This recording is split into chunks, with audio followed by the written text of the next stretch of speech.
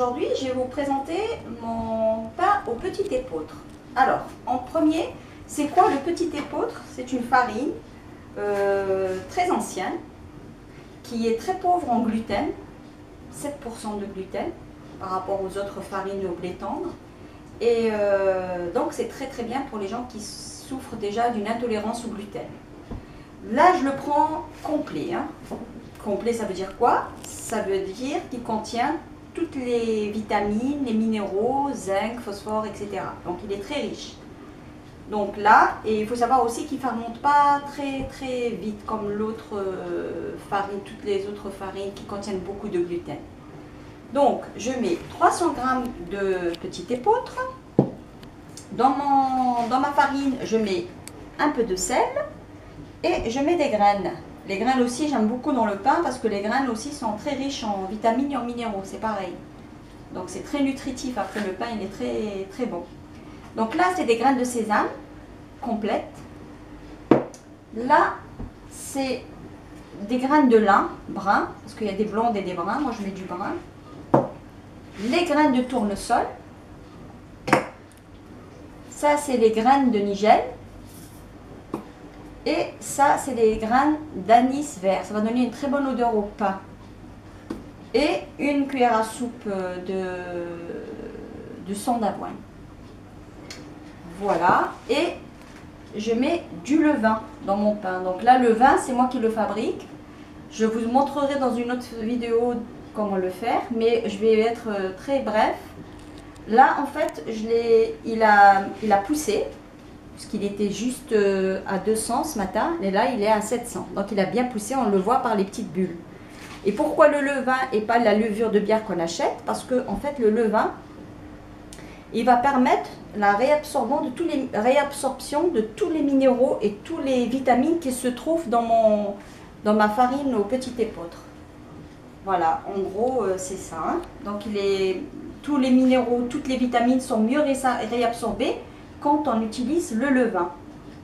Quand on utilise l'autre levure qu'on achète, ils ne sont pas réabsorbés, c'est dommage. Donc on perd une partie des éléments nutritifs.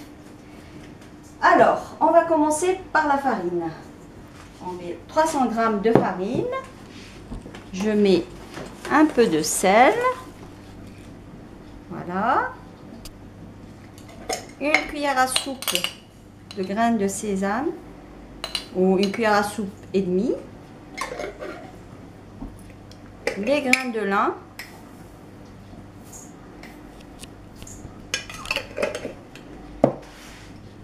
les graines de tournesol, voilà,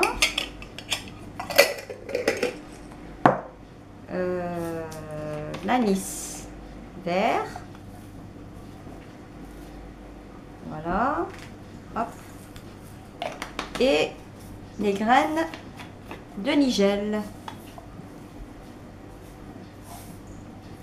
Voilà. Une cuillère à soupe de sang d'avoine. Voilà. Donc ça donne ça. On sent l'odeur d'anis déjà. Et puis je mets de l'eau tiède. Pourquoi l'eau tiède, pas l'eau froide ou l'eau brûlante? Parce que le levain, qui est juste là, voilà le levain, il a horreur de tout ce qui brûle ou qui est froid. Il ne poussera pas si on lui met de l'eau brûlante ou de l'eau froide. Donc je mélange avant de mettre mon levain, c'est plus simple, c'est plus facile aussi. Vous allez voir, c'est pas... Ça ne demande pas des efforts pour faire ce genre de pain. Pour les gens qui sont pressés, c'est l'idéal. Parce qu'à la fin, ils ont un pain qui est très bon du point de vue gustatif et très nutritif. Voilà, on mélange. On rajoute. Pas trop pour ne pas avoir une pâte liquide. Hein. Il ne faut pas qu'elle soit liquide. Donc c'est pour ça qu'il faut rajouter au fur et à mesure. Voilà. Ça se fait en montre en main, un quart d'heure, vous avez votre pain prêt. Vous le laissez après fermenter pendant 5 heures à peu près. Ça dépend s'il fait chaud ou pas. Et puis vous l'enfournez pendant en totalité 1 heure. Comme c'est un pain complet, eh bien ça demande un peu de temps, mais bon, tout le bénéfice y est. Voilà, donc c'est comme ça. Maintenant ce sera plus facile de prendre le levain. Donc à peu près 4 cuillères à soupe, ou 4 cuillères à soupe, voilà. Donc vous voyez là les bulles, là c'est qu'il a bien poussé. Ça fait comme une mousse. Ça c'est 2, mais je vous montrerai dans une autre vidéo comment préparer votre levain. 3 et 4. Heureusement que j'ai un réalisateur qui assure ces vidéos et j'en suis très contente. Voilà. Donc vous mélangez. Voilà, voilà. Et voilà. Ensuite, vous le mettez dans un moule. Donc j'ai préparé mon petit moule avec un papier cuisson parce que ça colle si on le met directement dans le moule. Vous voyez, le moule, c'est ça. Hein. Et je l'attrape avec une épingle pour pas que le papier, juste le temps de mettre ma pâte.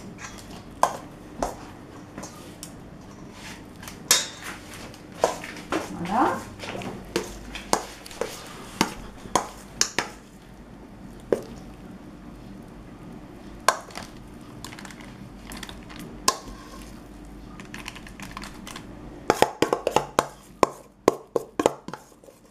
C'est un peu... ça colle, mais il faut faire ça avec la cuillère. Ne pas s'aventurer à mélanger avec les doigts. Parce que là, vous êtes mal barré. Donc ma spatule me permet de récupérer toute ma pâte.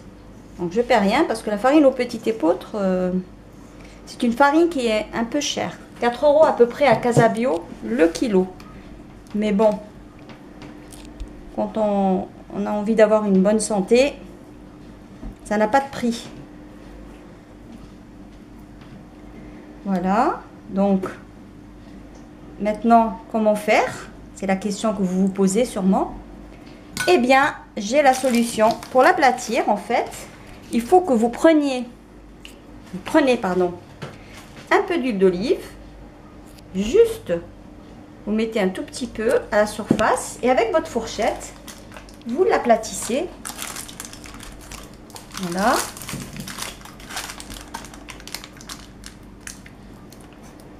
C'est plus facile et ça ne prend pas beaucoup de temps. Donc là, je vais le laisser fermenter pendant 5 heures, à peu près 6 heures. Puis après, une fois fermenté, on allume le four. On le met à 250. Chauffez bien le four pendant 250 pendant 10 minutes. Et je vous montrerai la suite au moment venu. Mais j'ai une petite astuce là, je vais vous dire. Je ne mets pas la serviette directement dessus. Je ne mets pas une serviette dessus pour le couvrir, laisser fermenter. Parce qu'une fois que ça fermente, ça va coller. Donc j'ai trouvé une astuce à moi. Et à vous si vous avez d'autres astuces. Hein. Je pose cette petite boîte là dessus. Et je le laisse fermenter pendant 5 à 6 heures. Voilà, je vous dis à tout à l'heure. Donc voilà, mon pain a poussé. Il a pratiquement doublé de volume. Il était là.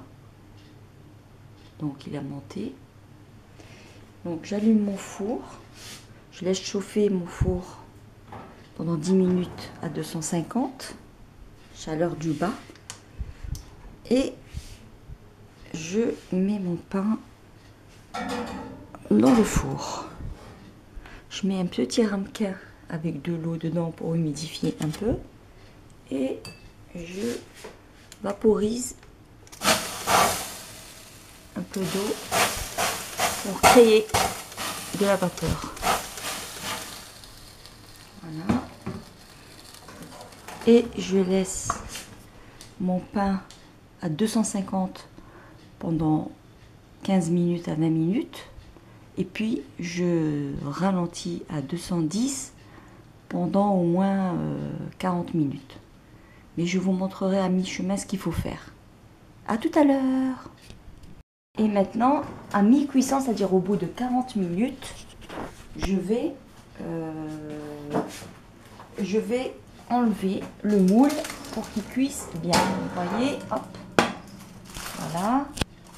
Donc, en fait, je le démoule très bien une fois qu'il est à mi-cuisson. Donc, 40 minutes après, je le démoule. Voilà. Je regarde en bas comment c'est. Voilà, parfait. Et je le pose délicatement pour qu'il finisse sa cuisson. Bon, alors maintenant, ça fait 1 heure de cuisson. On va voir si c'est cuit. Voilà, donc on regarde mon pain, il est bien beau. Je prends une serviette parce que c'est hyper chaud. Voilà. Je toque. Vous entendez? C'est assez creux. Ça sent le creux, donc c'est cuit. Donc là, on éteint et on l'enroule dans une serviette. Voilà, il est bien beau, hein? Il est bien beau. On l'enroule dans une serviette et on le pose sur le moule. Il ne faut pas le poser à plat parce que ça fait des vapeurs en bas et ça mouille. Et donc ce sera un pain mouillé. Donc il faut toujours sur un objet creux pour qu'il puisse respirer le temps qu'il refroidisse. Et puis ma petite astuce, je vais vous donner un petit secret. Quand il est froid, tranchez-le, beurrez avec du roquefort, mettez des cerneaux de noix et c'est un régal, je vous assure. À bientôt!